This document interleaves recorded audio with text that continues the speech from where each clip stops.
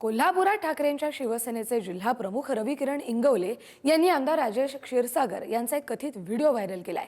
त्यामुळे राजकीय वर्तुळात खळबळ माजली आहे। या व्हिडिओमध्ये आमदार क्षीरसागर हे कॉन्ट्रॅक्टरकडून खंडणी मागत असल्याचा गंभीर आरोप इंगवले यांनी पत्रकार परिषदेतून केलाय। या प्रकरणाची लाचलुचपत प्रतिबंधक विभाग आणि विशेष पोलीस महानिरीक्षकांकडे लेखी तक्रार करणार असल्याचंही त्यांनी सांगितलंय। तसंच क्षीरसागर यांची आमदारकी रद्द करून पक्षातून हकालपट्टी करण्याची मागणी देखील इंगवले यांनी केली आहे। कोल्हापूर शहराचे किंवा कोल्हापूर जिल्ह्यातील सगळ्यात भ्रष्ट लोकप्रतिनिधी राजेश क्षीरसागर यांचा हा व्हिडिओ आहे। या व्हिडिओमध्ये ते कॉन्ट्रॅक्टरांना धमकावताना दिसतात आणि कॉन्ट्रॅक्टरांनी 40 लाख रुपये त्यांना दिले हे प्रूव्ह झालं, सिद्ध झालं। पण हे क्षीरसागर तेवढ्याने त्यांची भूक भागताना दिसत नाही। पुन्हा म्हणतात मला अजून पाहिजे, मला वरती पैसे पोचवायचे असतात।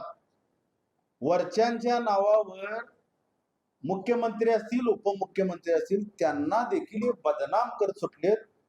एकनाथ शिंदे साहेबांनी अशा लोकांच्याकडे लक्ष केंद्रित करून यांना पक्षातून हाकलायला पाहिजे। यांच्या राज्य नियोजन मंडळ अध्यक्षपद काढून घेऊन यांना आर्थिक नियोजन मंडळ महामंडळाचं पद द्यायला पाहिजे।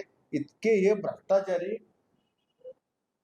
ज्यावेळी असा एखादा व्हिडिओ येतो, मी बघितलेला आहे व्हिडिओ, त्याची तथ्यता तपासली पाहिजे आणि मला वाटते त्या आमदारांनी प्रेस कॉन्फरन्स घेऊन सांगितलं पाहिजे हे खरं आहे का खोटं आहे, नाहीतर लोकांना ते खरं वाटेल। त्यामुळे आता तथ्य असेल त्या व्हिडिओचं तर दुर्दैव आहे। त्यात गोदरेज कंपनी असं नाव येते, त्या गोदरेजला कुठलं कॉन्ट्रॅक्ट दिलेलं आहे याची माहिती घ्यावी लागेल। आम्हाला काय माहित नाही कोण कॉन्ट्रॅक्टर आहेत काय, आम्ही विरोधी पक्षात आहे त्यामुळे आम्हाला काय एवढं माहिती नाही।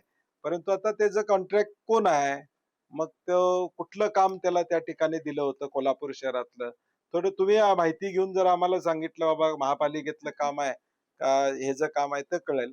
आणि मला वाटतं आमदारांनी प्रेस घेतली पाहिजे, कारण की चित्रात तरी ते दिसतात। या प्रकरणामध्ये कोणतंही सत्य नाही असं स्पष्टीकरण राजेश क्षीरसागर यांनी दिलंय।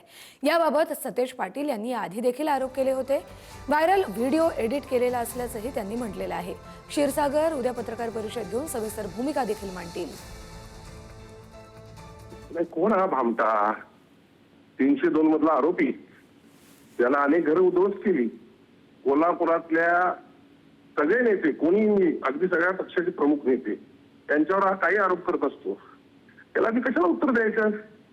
त्याचं स्वतःचं पद निघालंय म्हणून वरिष्ठांना खुश करण्यासाठी व्हिडिओ एडिट करून काही आरोप करतो हा, याची मी भूमिका सगळ्या 11 वाजता स्पष्ट करणार आहे माझ्या कार्यालयामध्ये।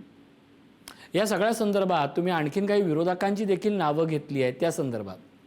नाही, थोडक्यात सांगेन मी, बाकी माझी उद्या प्रतिक्रिया मी सांगणारच आहे। तर म्हणजे विधान परिषदेचे काँग्रेसचे गटनेते आमदार सतेज पाटील यांनी मला ही भूमिका स्पष्ट करायला सांगितली। मी उद्या पत्रकार परिषदेचं या भामट्याला ते काय उत्तर देऊ शकत नाही, त्याची माहिती नाही। बरं, पण सतेज पाटलांनी देखील महानगरपालिकेच्या निवडणुकीचा प्रचार समाप्ती होत असताना हा आरोप माझ्यावर केला होता। सीएम डेप्युटी सीएमला त्यांनी पत्र लिहिलं होतं। काय झालं? यात काय सत्य आहे?